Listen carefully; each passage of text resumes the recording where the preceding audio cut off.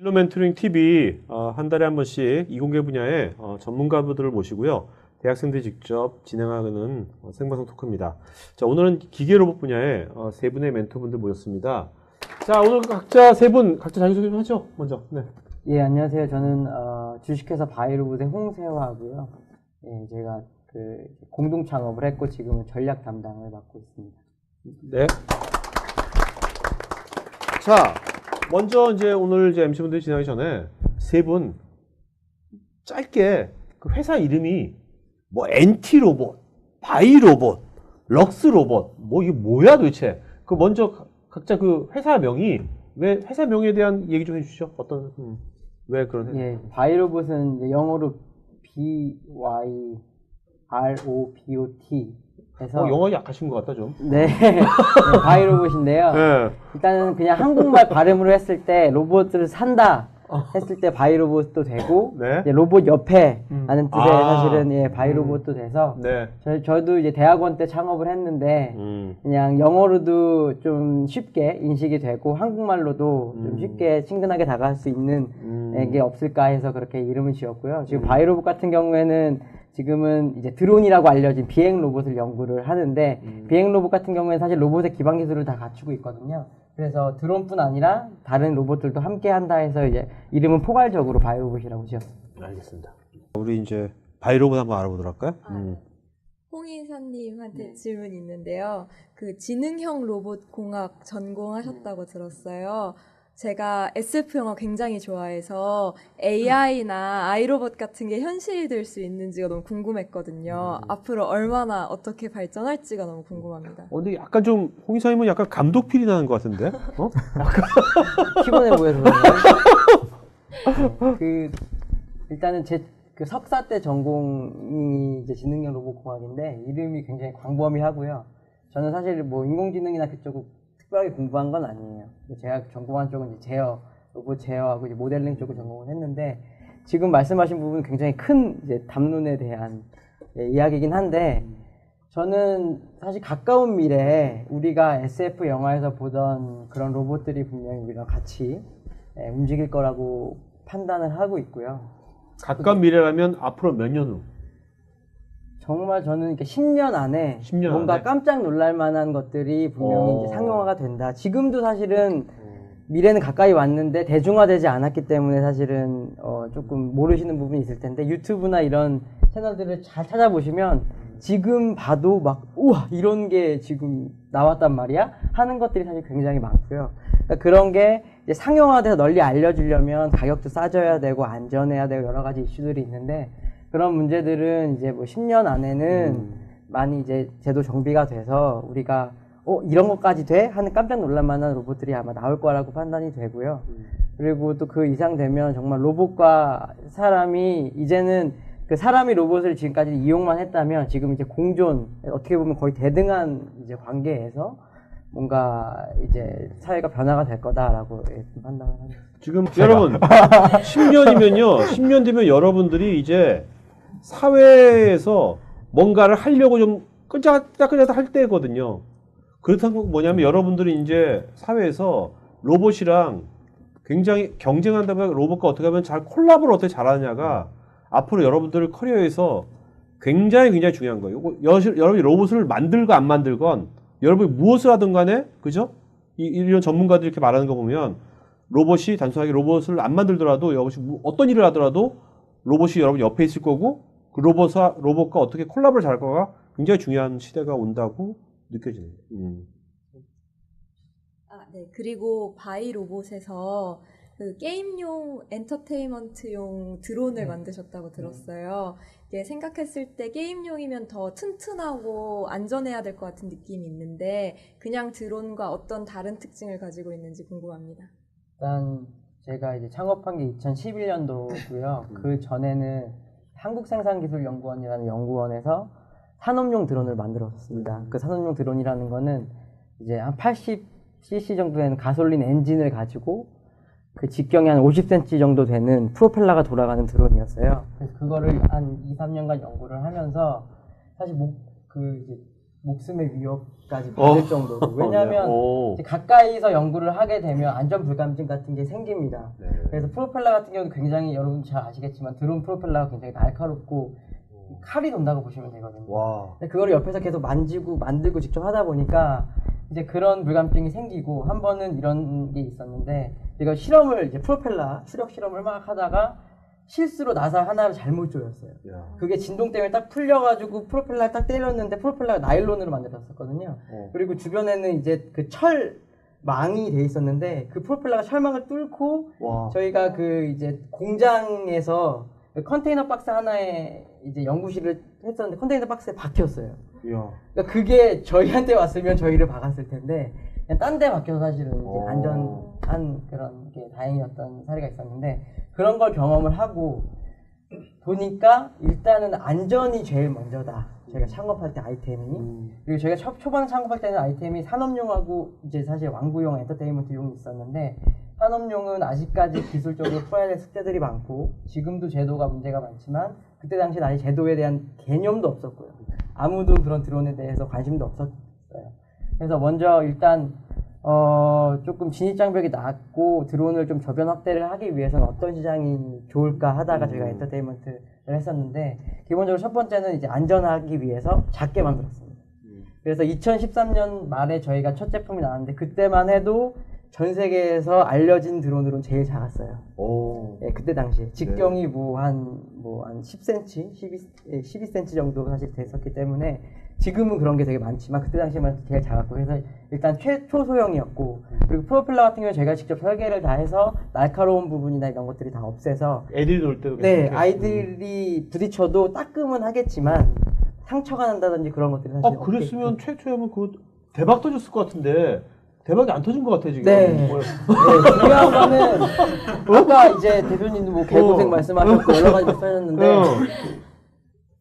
사실 스타트업 그러니까 하드웨어 기반 스타트업 로봇 같은 경우는 하드웨어와 소프트웨어가 같이 되는 건데 자금이 없으면 대박이 어려워요. 그러니까 로봇의 대박이라는 건 많이 판매를 하는 거거든요. 그렇죠. 근데 많이 판매를 하기 위해서는 일단은 생산이 돼야 되는데 초반에 돈이 사실 저희 그때 당시에 크라우드펀딩 없었어요. 그 당시에 킥스타터 그런 거 아주 초기업 국내는 들어오지도 않았었고요. 그런 걸 사실 자금 지원받을 그런 그때 없었고. 그렇게 있었으면 크라우드펀딩 이용했으면 그죠? 그쵸. 굉장히 센세이션 전 세계적으로 굉장히 핫했겠죠. 그래서 그런 특징이 있고 두 번째로는 일단은 고장이 안 날 수가 없습니다.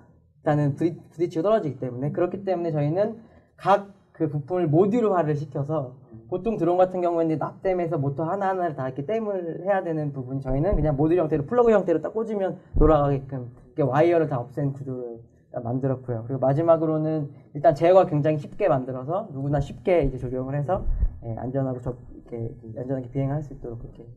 네.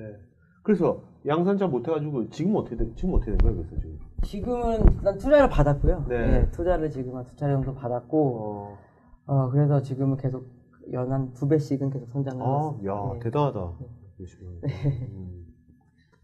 그 아까 이제 미래에는 이제 로봇이 우리들 주변에 있을 거다라고 말씀해 주셨는데 저희 과도 저거 지금 물류를 공부하고 있는데 드론에 대해서 정말 관련이 되게 많이 배우고 있어요. 네. 이제 물류 화물 운송이나 그런 것까지 많이 배우고 있는데 이제 드론이 기술력이 어느 정도까지 발전이 되어 있는지. 지금요? 네. 일단은 아까 제가 처음에 말씀드릴 때 드론이 비행 로봇이라고 말씀을 드렸고 드론에도 이제 로봇의 기반 기술들이 다 이제 포함이 된다고 말씀을 드렸는데 일단 드론을 가지고 말씀하신 물류나 뭔가 서비스를 하려면 드론이 스스로 비행을 해야 됩니다. 그러니까 그걸 이제 자율비행이라고 하는데 근데 요즘에 자율주행차, 무인차 있잖아요. 그러니까 무인차가 어떻게 발전되는가는 접하기가 쉬워요. 그거를 보시면 드론이 그 뒤로 따라간다고 보시면 됩니다. 그러니까 무인차가 먼저 나온다고 보시는 그쵸, 거예요? 그쵸. 그 다음이 드론이에요? 무인차 다음이? 네. 그러니까 저는 그렇게 판단을 하는 이유가 일단은 혼자 얘가 스스로 판단해서 주행을 하려면 지금 이슈가 되고 있는 뭐 장애물 회피라든지 스스로 판단할 수 있는 능력 같은 것들이 필요한데 일단은 차에서 그런 센서들이 다 탑재해서 이제 검증이 되고 드론에 그것들이 탑재가 됩니다. 근데 드론 같은 경우는 하늘을 날기 때문에 무게 굉장히 중요해요. 크기 굉장히 중요합니다. 근데 지금 자동차에 달려있는 센서들은 많이 초소형이 됐지만 아직까지는 드론에 적용하기는 좀 한계가 있거든요. 그래서 일단 이쪽에서 검증이 되고 좀 사용가 된 다음에 그런 것들이 초소형이 되고 가격이 낮아지면 이제 드론 쪽에 적용이 될 거다라고 판단해서 택배 아저씨들은 아직 몇 년간 괜찮으시겠네요. 아마 택배 특히 우리나라 같은 경우에는 네. 드론이 움직여가지고 택배할 수 있는 환경이 굉장히 제한적이기 때문에 우리나라- 아직까지는 네. 그래서 네. 10년 이상은 좀 괜찮지 않을까 택배업은 네, 아직까지 알겠습니다. 네네. 그러면 이제 드론이랑 그 무인 그거 말씀하셨는데 인공지능 말씀하시는 건가요? 그쵸. 이제 사실 인공지능까지 포함이 되는 거죠. 스스로 판단해서 어떻게 경로를 뭐 바꾸고 장애물을 어떻게 회피하고 이런 게 사실 인공지능의 영역입니다. 맞아. 아까 물류랑 드론이 관련이 깊다고 말했는데 네. 사실 저널리즘 쪽도 굉장히 드론과 연관이 깊잖아요. 그래요? 네, 저희 학교에는 드론 네. 저널리즘 강의도 신설도 되어 있거든요. 그 뭐예요? 드론 저널리즘이? 저희 드론 실제로 날려보고 그걸 기사 취재에 어떻게 활용할 수 있는지 공부하고 취재원으로 있어요. 드론이? 네, 그래서 재난이 났을 때나 아니면 뭐 이제 전쟁이 났을 때 드론을 대신 보내는 거를 연구를 하고 있는데 근데 사실 아까도 말씀하셨지만 굉장히 논란이 많이 되고 있잖아요. 안전 문제도 그렇고 뭐 초상권 침해나 이런 것도 문제 많은데 올바른 상용화 방안에 대해서 혹시 생각한 게 있으시면 굉장히 질문이 네. 크시네요. 궁금합니다. 예, 일단은 그 이제 사생활 먼저 말씀을 드리면 그런 말씀들을 많이 하세요. 먼저 드론 같은 경우에 카메라가 달려 있는 게 가장 보편적이고 많이 널리 사용되기 때문에 상해 사생활 침해 문제가 있다라고 하시는데 사실 자동차에 달려 있는 블랙박스도 사생활 침해 이슈가 있고 우리가 가지고 있는 스마트폰 사실은 마찬가지라고 저는 판단이 되거든요. 근데 그런 것들이 상용화가 되고 널리 쓰이다 보니까 뒤에 이제 그런 것들이 이제 마련이 된다고 보고 드론 같은 경우에도 그 이제 그런 전처들을 밟아서 지금은 조금 이슈가 될지 모르겠지만 뭐 지역별로 뭐 이제 신호를 제밍을 시켜서 임의적으로 못 찍게 한다든지 그런 사실은 기술적으로 풀 수 있는 방법들이 굉장히 많아서 예, 그런 것들이 이제 개발하는 개발사도 물론 중요하겠지만 제도를 만들어가는 그런 쪽에서 가이드라인을 주면 예, 잘 될 거라고 보고요. 그리고 안전 같은 문제는 일단은 지금 이제 그 뭐 재난 같은 거 말씀하셨는데 예전에 이제 후쿠시마 원전 사태가 났을 때 어떤 취재원도 들어갈 수가 없었는데 미국의 티오크라는 무인 드론이죠. 드론이 군사용 드론입니다. 그 드론이 이제 혼자 가서 4박 5일 찍고 원자력 때문에 떨어지고 추락하고 그거 가서 이제 로봇이 또 갖고 와서 영상해서 막 뿌리고 이런 사례가 있었어요. 네. 그러니까 사실은 재난이나 특수한 상황에서는 안전이 그렇게 이슈가 되진 않아요. 왜냐하면 사람이 없는 상황에서 얘가 혼자 가서 뭔가를 하기 때문에. 그래서 그런 쪽은 지금도 발달이 되고 있고 앞으로도 계속 발전이 될 것 같고요. 그리고 택배 드론이나 상용화되는 그런 가까이 우리가 볼 수 있는 드론 같은 경우에는 말씀드린 것처럼 인공지능 센서를 기반으로 한 인공지능 기술이 발달을 하면 이제 판단을 스스로 잘 해야겠죠. 예, 그래서 그거는 지금 어차피 공존의 시대는 오는 거지만 기술적으로 그런 것들을 잘 풀어서 예, 대처를 해야 된다라고. 네. 그러니까 사실 지금 뭐 반도체, 자동차, 조선 다 그 아무것도 없었는데 세계 1위까지 했지 않습니까?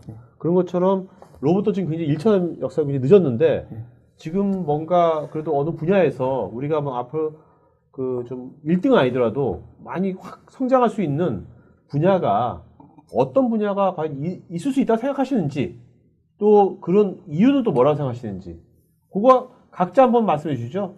일단은 이제 저는 드론 얘기를 좀 더 하고 싶은데 요즘에 사실 드론이 이슈가 된 거는 2011년 사실 그때거든요. 아마존에서 뭐 드론 가지고 택배한다고 했을 때부터 대중들이 관심을 갖기 시작했고 중국의 DJI라는 회사에서 촬영용 드론이 2011년도에 나오면서 막 팔리기 시작하면서 관심을 갖기 시작했는데 이미 언론에서는 중국에 다 뺏겼다.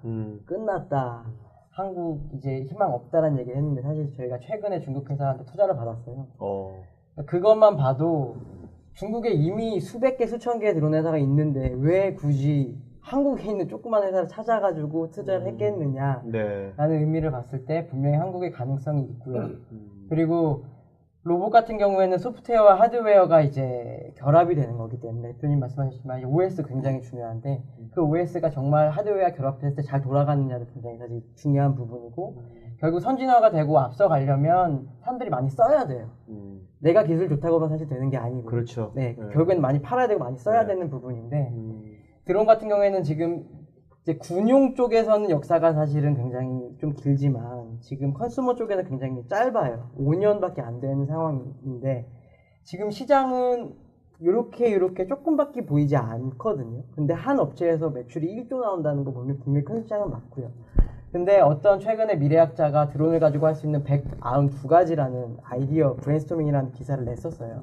거기 보면 말씀하신 물류, 뭐 저널리즘 다 들어가 있어요. 그러니까 거기서 몇 개 니치 마켓만 사실은 잡고 그것만 집중을 해도 분명히 한국이 그쪽 분야에서는 최고가 될 수 있다고 저는 분명히 믿고 있고요. 그리고 앞으로 갈 길이 굉장히 멉니다. 그러니까 이 자율화까지 가려면 굉장히 갈 길이 멀고 또 이게 하드웨어와 함께 해야 되기 때문에 필드 테스트가 굉장히 중요합니다. 그냥 이론적으로 됐다고 딱 제품 냈을 때 되는 게 아니고 저희도 지금 제품을 한 3년 이상 팔고 제품 개수면 한 7만 개 정도 팔았는데 정말 예상치 못했던 피드백이 오고 그렇죠. 막 아니 고객들이 어떻게 이렇게 쓰지 막 조종기를 뒤로 잡아가지고 안 돼요 막부터 시작해가지고 이런 것들이 이렇게 많아요. 근데 그거는 사실은 제조사에서 그런 경험이 있으면 만들 때부터 더 쉽게 그렇죠. 잘 사실 아이폰이 뜬 이유가 혁신적인 기술이 아니거든요. 그런 UI부터 이런 것들이 굉장히 사용자 편의 분석을 해서 한 거기 때문에 저희가 드론 같은 경우에는 국내에서 저희가 최초로 시작을 했고 지금 한 어느 정도 이게 경험 쌓였기 때문에 분명히 이제 자금이나 여러 가지가 동원이 돼서 부스터를 걸면 이제 전 세계에서 뛰어난 기술이 될 수 있을 거다라고 생각합니다. 그 좀 말씀하신 것처럼 우리가 좀 스마트폰 이런 걸 우리나라 사람들이 많이 쓰니까 우리나라가 스마트폰 강국이 된 거지 않습니까? 그런 것처럼 뭔가 그 드론이 됐건 로봇이 됐건 뭐든 간에 그런 것들을 우리나라에서 많이 쓰면 쓸수록 맞습니다. 그런 거에 만드는 거에 대한 노하우도 굉장히 우리가 뛰어나게 발전할 것 같아요. 생각해보니까. 이제 다들 이제 로봇이나 기기가 앞으로 더 많이 쓰인다에 대해서 많이 말씀을 해주셨는데 사실 저는 로봇이 많이 쓰여서 뭐 좋은 점도 있겠지만 분명히 나쁜 점도 존재한다고 생각해요. 예를 들면 이제 일자리 감소나 이제 AI가 더 들어가게 되면 인권 문제 같은 것도 많이 발생할 수 있다고 생각하는데 이런 점에 대해서는 어떻게 생각하시는지? 저는 지금 제가 결혼을 해서 딸이 둘이 있는데 큰 애가 4살이고 작은 애가 이제 한 7개월 정도 됐어요. 근데 걔네들이 이제 사회에 나갈 꿈을 생각을 안 할 수가 없거든요. 최근에 많이 얘기 나오는 게 10년, 20년 후면 사라질 직업들을 위해서 요즘 아이들이 공부를 죽어라고 하고 있다 라는 얘기를 굉장히 많이 들어요. 그런 게 하나의 사실은 같은 카테고리에 있다고 생각이 좀 되고 최근에 로봇 혁명이라는 책을 읽었는데 카네기 멜론의 굉장히 유명한 로봇 그 교수님이 쓰신 건데 이제 뭐 2100년, 200년을 내다보면서 여러 가지 이슈들을 사실은 거기다 책에 담은 내용인데 굉장히 사실 심각한 내용도 굉장히 많습니다. 네, 정말 이게 로봇인지 아닌지 구별도 못하고 그럼 로봇이 범죄했을 때 이거를 제조사 책임을 해야 되냐 누구 책임을 해야 되냐 그런 것들이 이슈가 되는 문제들이 많고요. 단적인 예로 무인차 같은 경우에도 인사사고를 냈는데 이게 구글의 잘못이냐 아니면 누구의 운전자의 잘못이냐 뭐 업체의 잘못이냐 그러니까 구글 같은 경우에도 지금 지구 한 80바퀴 이상을 필드 테스트를 했는데 사고가 뭐 11번인가 미세한 게 났대요. 근데 발표한 레포트를 보면 기내 잘못이 아니고 옆 운전자가 박은 거다 이렇게 발표를 사실은 했거든요. 그래서 이런 문제들이 작게는 이제 서비스 쪽 로봇에서는 분명히 계속 이슈화가 될 거라서 근데 이거를 지금 사실 경험해보지 않고서 결론 낼 수는 없어요. 근데 여러분들이나 저희 같이 로봇을 연구하는 분들이 끊임없이 거기에 대해서 고민을 하고 같이 토론을 하고 얘기를 해서 관심을 갖고 이제 대하다 보면 빠르게 해결책이 나올 거라고 보고요. 그냥 간과할 수 있는 사실은 이슈는 아니라고 저는 생각합니다. 네. 자, 세 분 이제 10년 뒤면 이제 여기 있는 이제 관객분들이 다 이제 사회생활을 다 할 거 아닙니까? 이제 그럴 때 그 10년 뒤면 굉장히 많은 게 변화가 있을 것 같은데 그랬을 때 어떤 식의 자세랄까? 뭐 어떤 식의 자세로 좀 사는 것이 굉장히 유리하다고 이 친구들의 어떤 커리어라든지 그런 거에 유리하다고 그런 걸 팁을 하나 주신다면 그러니까 예를 들면 이거죠. 우리가 20세기 때 여기 뭐 대표님이나 저나 20세기 때 살던 사람들은 되면 영어를 할 줄 아느냐 모르느냐가 굉장히 그 사람의 어떤 그 생존과 성공에 큰 차이가 있거든요. 영어를 하나도 모르는 사람하고 영어를 할 줄 아는 사람하고는 굉장히 기회에서 굉장히 그 계급처럼 이렇게 됐거든요. 왜? 미국이 전 세계에서 가장 잘 사는 나라니까. 그런 데를 잘 알아야지만 생존이 유리해진 거죠. 근데 지금 이제 그 어떻게 보면 그런 맥락에서 보면 요새 로봇이나 AI 이런 것들이 어떻게 미국보다 더 강력한 존재가 될 수도 있다는 생각이 들거든요. 그게 됐을 때 그러면 우리들은 그러면 20세기 때 영어를 배웠지만 그럼 지금은 이제 그러면 어떤 거를 뭘 배우든지 아니면 그런 거가 있다면 어떤 거 하나를 좀 말씀해 주신다면 네 어떤 거가 될까요?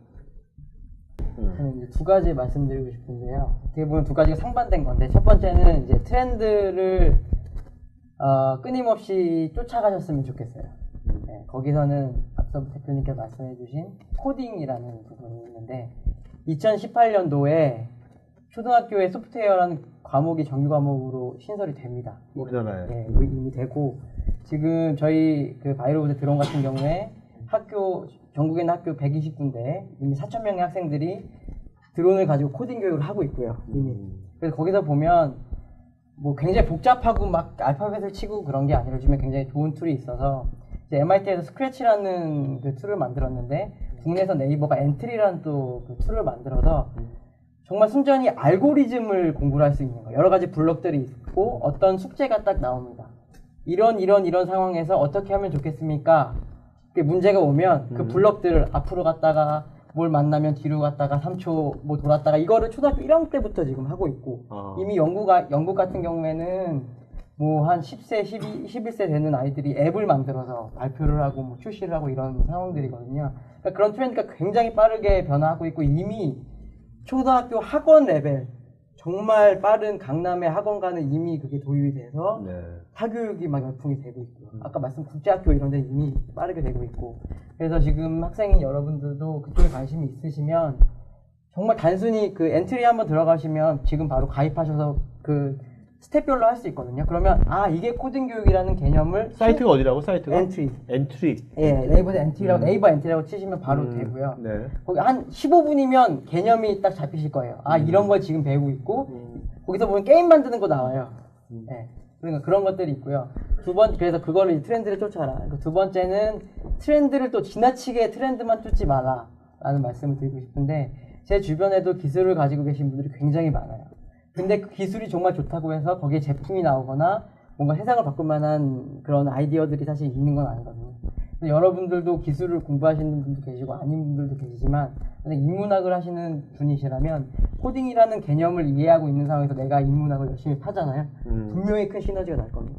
기술만 하는 분들한테는 대표님 같은 경우는 약간 특이 케이스인데 정말 이런 분들은 손에 꼽히잖아요. 저희가 해봤자 잡스 뭐 몇 명밖에 안 떠올라요. 네. 그런 분들 사실 많지 않아요. 네. 그러니까 본인이 하는 거 최선을 다하면서 그런 개념들을 알고 계시고 내가 필요하거나 불편한 것들을 개선하려고 하신다면 분명히 좋은 아이디어나 세상을 바꿀 만한 것들을 만드실 수 있을 거예요. 네. 이제 각자 이제 비즈니스를 하고 계시는데 이제 앞으로 자신들이 이제 선보이게 될 로봇 같은 게 혹시 있나요? 만들고 싶은 앞으로 네, 지금은 없지만 앞으로 이런 거 만들고 싶다. 이런 로봇을 만들어서 이런 기여를 하고 싶다 하시는 거 있으세요? 뭐 기여보다 떼돈 벌고 싶다. 뭐 이런 것도 있고. 일단 저희 같은 경우에는 초반에 저희가 제품을 내놨을 때부터 1인 1드론 시대가 분명히 오는데 사람들한테 그 1인의 1드론이 바이로봇 드론이 됐으면 좋겠다라는 지금 목표를 갖고 있고요. 그러기 위해서 저희가 이제 초소형 드론에 계속 집중하는 이유가 일단은 드론이 크면은 갖고 다니기가 힘들잖아요. 손바닥만한 드론이 성능이 굉장히 좋아서 나를 계속 쫓아다니고 나랑 얘기도 할 수 있고 내가 뭐 해 했을 때 가서 왔다 갔다 할 수 있고 그러니까 주머니에 스마트폰처럼 드론이 한 대씩 다 아니면 스마트폰이 드론을 변신을 해도 되고요. 그런 지금 아이디어를 가지고 계속 발전을 시키고 있고 예, 그게 저희의 어떻게 보면 최종 레벨의 제품 아이디어. 네. 자, 스마트폰 드론 괜찮네요. 네. 자, 이제 요즘 이제 다 이제 어떻게 보면 창업의 길을 다 접어들었으니까 마지막으로 이제 여기 있는 친구들한테 언젠간 창업을 한 번 할 거 아닙니까? 인생에 있어서 한 번은 창업을 할 거 아니에요? 어떤 식으로든지. 그래서 그 창업할 때 뭐 어떤 한 가지 뭐 이렇게 선배로서 창업의 후배한테 한마디 해주시다면 어떤 말씀을 해주시겠습니까? 창업은 많은 분들이 고민하시고 꿈을 꾸신다고 저는 생각이 돼요. 제 주변에 대기업 간 친구들도 항상 창업에 대해서 얘기를 하는데 사실은 제가 드리고 싶은 말씀은 고민이 된다면 일단은 해보는 게 좋다. 안 해보는 것보다는 해보는 게 좋고 사실은 그런 결단을 해서 창업을 할 수 있는 용기와 그런 판단력, 실행력이 있으신 분이라면 창업을 해서 성공할 수 있는 확률이 높다고 사실은 보고요. 두 번째는 이제 누가 한다고 해서 흉내내서 그냥 하지 않고 앞서 대표님들이 말씀하신 것처럼 본인의 의지로 스스로 판단해서 창업을 결심하고 시작을 한다면 그 결과가 사실은 뭐 좋고 나쁘고 떠나서 실행을 한 자체만으로도 굉장한 큰 사실 성장이 있습니다. 자, 여러분 오늘 너무 잘 진행하고 또 좋은 또 관점 말씀해 주신 5분한테 박수 부탁드리겠습니다. 자, 이걸로 오늘 그 로봇 분야 진로 멘토링 TV 이걸로 마치도록 하겠습니다. 네.